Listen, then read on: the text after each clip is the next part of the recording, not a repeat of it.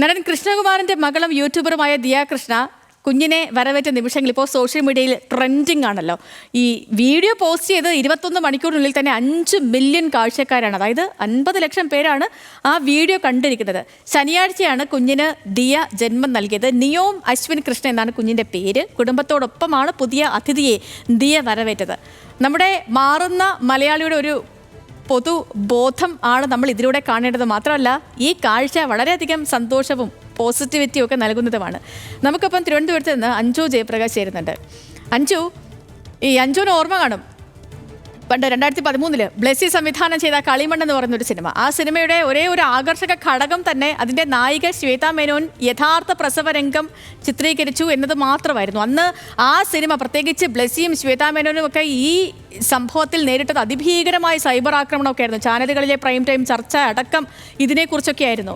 അതിനുശേഷം നമ്മുടെ നാട് എത്രയോ പുരോഗമിച്ചു, നമ്മുടെ നാടിൻ്റെ കാഴ്ചപ്പാടുകൾ മാറി. ഒടുവിൽ പേളിമാണിയുടെ ആ ഒരു പ്രസവ സമയത്തൊക്കെ ഇതൊരു വ്ലോഗ് ആക്കിയിരുന്നു. പക്ഷെ അന്ന് പേളി ഇതേപോലൊരു ഹോൾ വീഡിയോ ഒന്നും എടുത്തിരുന്നില്ല, കുറച്ച് ഭാഗങ്ങളൊക്കെ അതിലുണ്ടായിരുന്നു. അന്ന് ഈ പേളിയുടെ ആ ഒരു വീഡിയോയ്ക്ക് അടിയിൽ ഒത്തിരി നല്ല കമൻസ് ഒക്കെ വന്നു, പക്ഷേ കുറച്ചൊക്കെ എതിർ ശബ്ദങ്ങൾ നമ്മൾ കേട്ടു. പക്ഷേ ഇതിപ്പം ഈ ദിയ കൃഷ്ണയുടേത് 1 മണിക്കൂർ നീണ്ടു നിൽക്കുന്ന ഒരു വീഡിയോയാണ്. മുഴുവൻ താഴെ നോക്കുമ്പോൾ ഫുള്ള് പോസിറ്റീവ് കമൻസ് മാത്രമാണ്. നമ്മൾ മലയാളികളുടെ പൊതുബോധം മാറുകയല്ലേ അഞ്ജു? അത് വളരെ സൂപ്പർ അല്ലേ?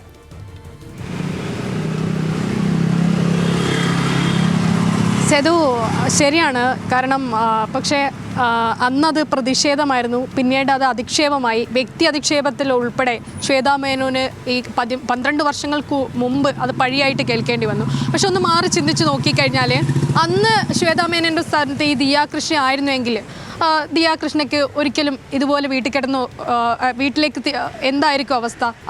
ദിയ കൃഷ്ണയ്ക്ക് വേണ്ടിയിട്ട് ഇത്ര ചിത്രീകരിച്ച കുടുംബാംഗങ്ങൾക്ക് ഉൾപ്പെടെ വലിയ തരത്തിൽ അധിക്ഷേപം നേരിടേണ്ടി വന്ന തന്നെ.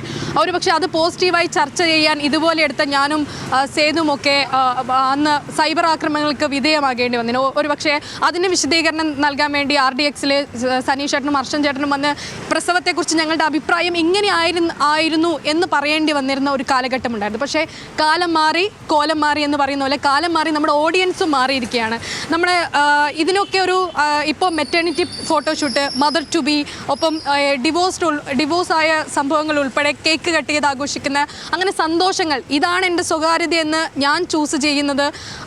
അത് എനിക്ക് എന്ത് സ്വകാര്യത എനിക്ക് പബ്ലിക്കിനോട് പങ്കുവെക്കാം എന്ന് തീരുമാനിക്കുന്ന ഒരു സ്ഥലത്തേക്ക് നമ്മുടെ സോഷ്യൽ മീഡിയ മാറുന്നു, നമ്മുടെ ഓഡിയൻസ് മാറുന്നു, കാലം മാറുന്നു എന്നത് തന്നെ വളരെ പോസിറ്റീവായിട്ടുള്ള കാര്യമാണ്.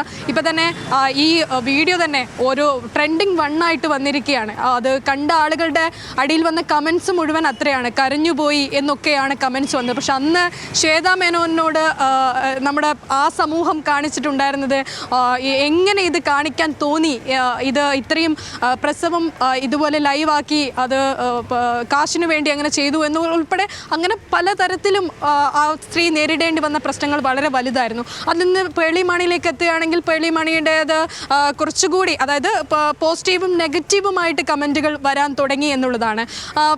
ഇപ്പോൾ ഈ ദിയയുടെ കാര്യത്തിലേക്ക് എടുക്കുകയാണെങ്കിൽ അത് കൂടുതൽ പോസിറ്റീവായിട്ടുള്ള കമൻറ്റുകൾ വരികയാണ്. എവിടെയെങ്കിലും സദാചാരവാദികൾ എല്ലായിടത്തും തുടച്ചു നീക്കാൻ നമ്മളെ കൊണ്ടാവാത്തതുകൊണ്ട് എവിടെയെങ്കിലും 2-3 ഇടത്ത് മാത്രം ഇത് അത്തരത്തിലല്ല എന്ന് അവർ പറയുകയാണെങ്കിൽ മാത്രമേ ഉള്ളൂ. അല്ലാത്തിടത്ത് മുഴുവൻ പോസിറ്റീവ് കമൻസ് ആണ്. അത്തരത്തിലാണ് അവർക്കുള്ള ഒരു സ്വീകാര്യത കൂടി ഉൾപ്പെടെ. അതിൽ മലയാളി ഓഡിയൻസിന് വലിയ തരത്തിൽ മാറ്റമുണ്ട്, നമ്മുടെ മലയാളി സമൂഹത്തിൽ അത്തരത്തിൽ മാറ്റമുണ്ട്. മാത്രമല്ല ഈ പ്രസവം ഉൾപ്പെടെ ഈ ലേബർ റൂമിലേക്ക് കുടുംബാംഗങ്ങൾ ഉൾപ്പെടെ കയറിയ സംഭവങ്ങളൊക്കെ ഇപ്പോൾ അതിൻ്റെ ധാർമ്മികതയൊക്കെ വലിയ തരത്തിൽ ചർച്ച ചെയ്യുന്നത് തലത്തിലേക്ക് സോഷ്യൽ മീഡിയ മാറിക്കഴിയുകയും ചെയ്തു. തീർച്ചയായും അഞ്ജു, അടിപൊളിയാണ്. കാരണം 2013 നിന്ന് അധികം കാലമായിട്ടില്ല അല്ലേ, 2013 നിന്ന് 2025 വരുമ്പോൾ നമ്മുടെ മലയാളികൾ എന്തോരം മാറിയിട്ടുണ്ടല്ലേ. അന്ന് എതിർ ശബ്ദമൊക്കെ ഉയർത്തിയവർ ഇന്ന് ഇതിനെയൊക്കെ വാഴ്ത്തിപ്പറയുന്നൊരു നിമിഷത്തിലേക്ക് വരുന്നു. ആ കാഴ്ചകൾ നമുക്ക് കാണാൻ കഴിയുന്നു, നമുക്കതൊക്കെ പറയാൻ കഴിയുന്നു എന്നൊക്കെ പറയുന്നത് തന്നെ അടിപൊളി മാറ്റമാണ്. ഇങ്ങനെ തന്നെ മലയാളികൾ മുന്നോട്ട് പോകട്ടെ ഈ ഒരു നല്ല പോസിറ്റീവ് ബോധത്തോടു കൂടി.